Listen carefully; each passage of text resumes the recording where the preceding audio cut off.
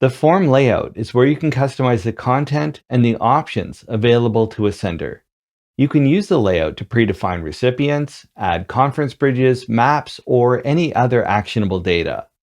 In this video, let's walk through a sample send alert form and learn how it's structured and how we can customize its options. This form has predefined and custom sections. Predefined sections let you configure commonly used sections, and custom sections allow you to add specific content and properties that may not be covered by any of the predefined sections. This form has 4 sections. The recipient section is where you can specify who this alert will notify. The content section is a custom section where you can add the form's recipients.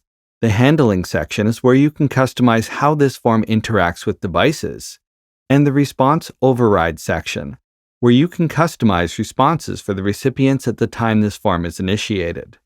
You can add new sections to the form by dragging them from the right-hand side and dropping them on the form. Let's take a look at each section in turn. If you leave the recipient section blank, the recipients will have to be manually selected when this form is used.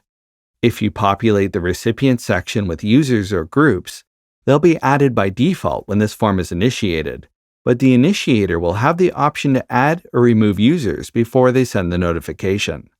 The content section is where you can add properties to the notification. If we click the gear icon and edit the service property, we can then edit which services are available to choose from in the drop-down list on the messaging form. Properties that are available in this workflow, but are currently used in this form, are listed on the right. To include a property in this form, drag it into the content section. You can add a new property by clicking the plus button at the top and selecting which kind of property to add. When the new properties are created, they're added to the properties page of your workflow and can be added to any form in this plan. You can also delete properties from this page. The handling section gives you granular control over how recipients interact with notifications. If you wanted to send a broadcast message, you could use escalation override to notify all members of a group at once. The eye icon lets you control the visibility of several of the form settings and sections.